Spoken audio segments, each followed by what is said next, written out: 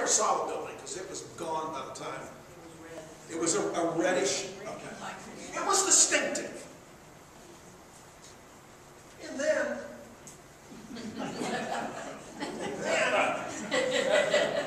we had this one up. There is a film that was done by some professors at Bethany College back in the 1970s called Voices of Lasting Metal. And they do a thing on architecture. And one of the things that they have is the juxtaposition of these two buildings. And I can still hear what the narrator is saying. What is this building? Is it a school? Is it a store? Is it a warehouse? Does it tell you what it is? Does it say what's going on? Does it say what goes on in here is important? As opposed to this one.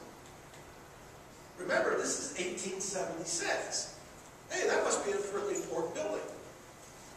The folks who are doing this study of the courthouses will tell you they're studying all the courthouses in West Virginia, and the one that would rank almost at the bottom. Not because it's not well kept, you know, it's just it has no character. Okay. Now, evidently, the courthouse in Fairmont has a big rotunda, big stained glass windows. It's a gorgeous place. Now, would it have been different had this courthouse been put up, let's say, in 1920 or 1930? Is it that when we put it up in 1916, we don't feel good about ourselves anymore? You know, there is, one of the things I used to point out in my Victorian class, take a look at the difference between the centennial and the bicentennial celebration. The centennial celebration in Philadelphia all looked to the future. Everybody was convinced the future would be better. The bicentennial in 1976 was the opposite. It looked all to the past. And what was going on in 1976, there were problems, you know, the first oil crisis and inflation and other kinds of things. But anyhow, that's a travesty. But, now, 14th Street between Chaplin and Eoff. Oh, don't tell me it's over. Okay? In the 19th century, this would all been trees. You come out of these houses, these are all gorgeous little houses. This one is now, this is Schaefer and Madonna.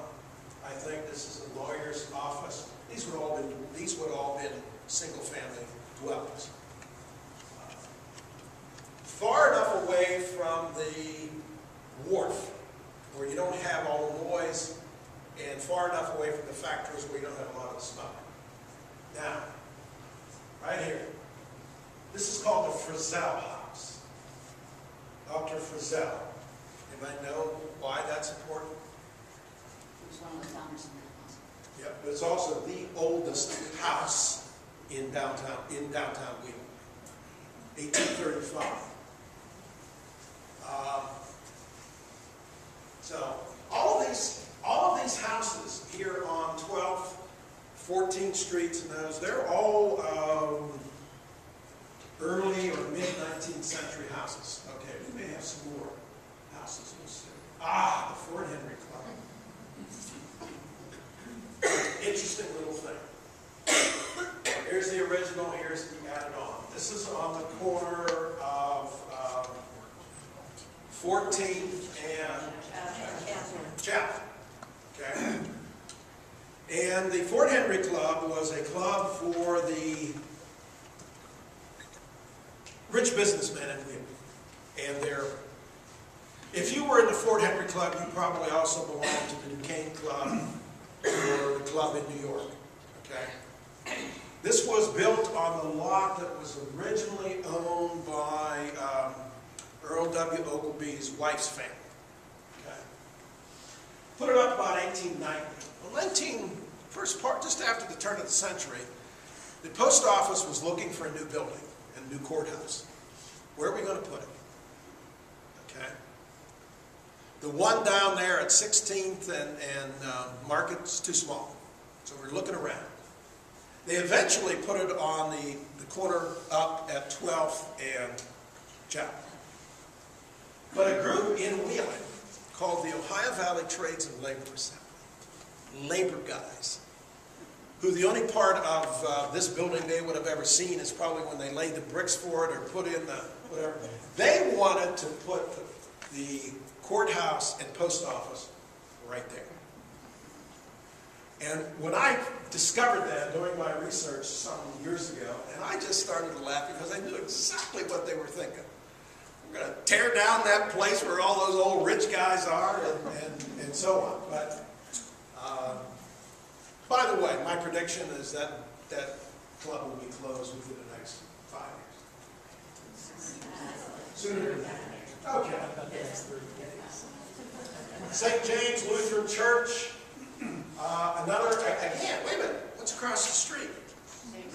St. Matt's. This is down the street from the old 4th Street Methodist Church. The old one. Also the new one, which we'll talk about in a little bit.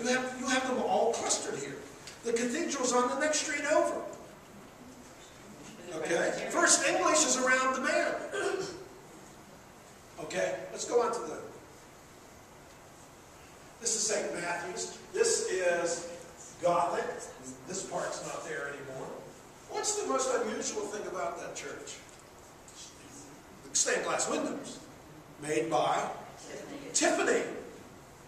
I would imagine if you could put a price on that glass, that the glass is probably more valuable than the rest of the building combined.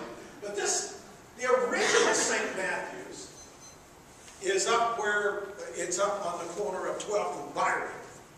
What used to be called the House of Prayer, that building that's going to fall in on itself, that was the original Saint. Well, yes, okay. There is the first capital of West Virginia. Independence Hall was never a capital of West Virginia. This is the original capital. It's the Lindsley Institute. Stayed Lindsley until the 1920s. This originally was brick, and then it'll be taken over by the Birchies, who were also related to the Schmulbachs, and it's still nicely done. Still nicely done. Okay, here's another tragedy. Most of you, some of you will know this. This is the Anton Raymond House. This is what it is today. Okay? The only thing left is this carriage house. But the house stood where this parking lot is. Okay? Raymond's house becomes a parking lot. Augustus Pollock's house becomes a parking lot. And so on. Why is this house so unusual? It's the second structure that really was made out of stone. It's not brick. It's stone. Red stone. Okay, Sean. What's left of it is this carriage house. And it's hard to see, but the next time you're up, this is an addition.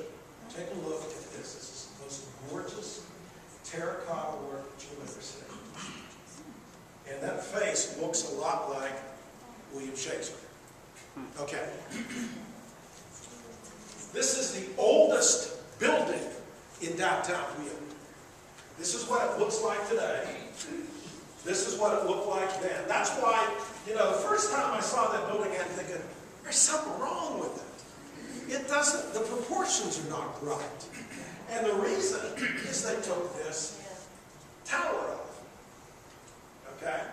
Now, if you know anything about architecture in America, you would know that this building was put up in the 1820s or 1830s because of the style.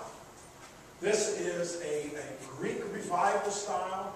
Here is the pediment, here are the columns. Why? Because that's what America was into in this